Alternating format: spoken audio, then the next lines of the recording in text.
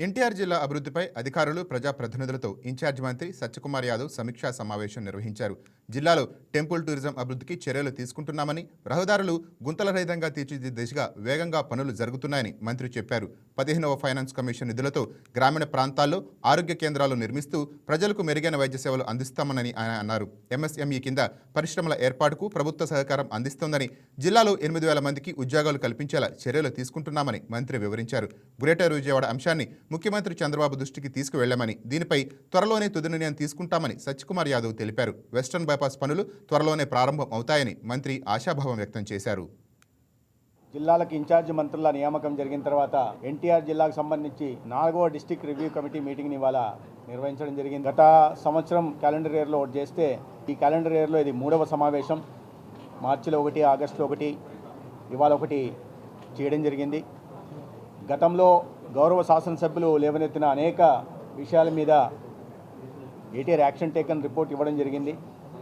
వాళ్ళు లేవనెత్తిన సమస్యలు కానీ, లేదా నియోజకవర్గాలకు సంబంధించిన సంక్షేమ పథకాల అమలు విషయం కానీ, లేదా అభివృద్ధి కార్యక్రమాల విషయంలో, అదేవిధంగా ఒక్కొక్క విభాగం విషయంలో ప్రగతి గురించి కూడా అనేక విషయాలు లేవనెత్తారు. వాటిలో వాళ్ళ సంబంధిత అధికారులు, శాఖకు సంబంధించిన అధికారులు ఏటీఆర్ని ఇవ్వడం చాలా వరకు, గత ఉదాహరణ చెప్పాలంటే గత డిఆర్సీలో, ఆగస్టులో జరిగిన డిఆర్సీలో మొత్తం 61 అంశాలని లేవనెత్తితే వాటిలో పూర్తయినవి 11 అంశాలు, ప్రోగ్రెస్లో అండర్ ప్రోగ్రెస్ 15, నాట్ ఫీజిబుల్గా చెప్పినది ఒక 3, ఆర్థిక కారణాల వల్ల ప్రభుత్వం దగ్గర పెండింగ్లో ఉన్నవి ఒక 32. ఈ విధంగా ఏటీఆర్ కూడా ఇవ్వడం జరిగింది.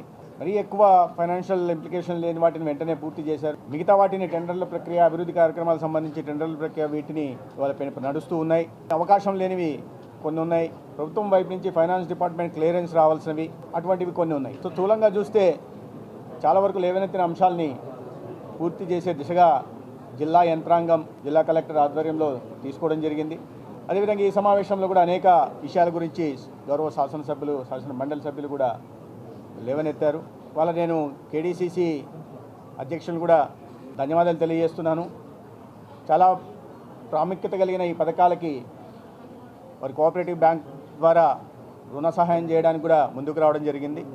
ఏదైతే పిఎం సూర్య గారు కేంద్ర ప్రభుత్వం ఇస్తున్న సబ్సిడీతో పాటు ఎస్సీ, ఎస్టీ, బీసీ వర్గాలకు రాష్ట్ర ప్రభుత్వం ఇస్తున్న సబ్సిడీతో పాటు వ్యవసాయం కూడా కల్పించి దాని తర్వాత డిస్కంల ద్వారానే తీర్చే విధంగా కూడా, తద్వారా వినియోగదారుగా ఉంటున్న ఆ రహదారుల రిపేర్లు కానీ, మెయింటెనెన్స్ విషయంలో కానీ, లేదా గుంతల పూడ్చిపెట్టే విషయంలో కానీ ప్రధానంగా దృష్టి పెట్టడం జరిగింది. వాటిని గుర్తించడం జరిగింది. అనేక రహదారులు కూడా ఇవాళ టెండర్లు పెట్టడం, మెయింటెనెన్స్ వర్కులు ఒకవైపు చేస్తూనే రెండో వైపు కొత్త రహదారుల నిర్మాణానికి కూడా వాళ్ళ టెండర్ల స్థాయిలో కొన్ని పనులు జరుగుతున్న విషయం కూడా మనం చూస్తున్నాం.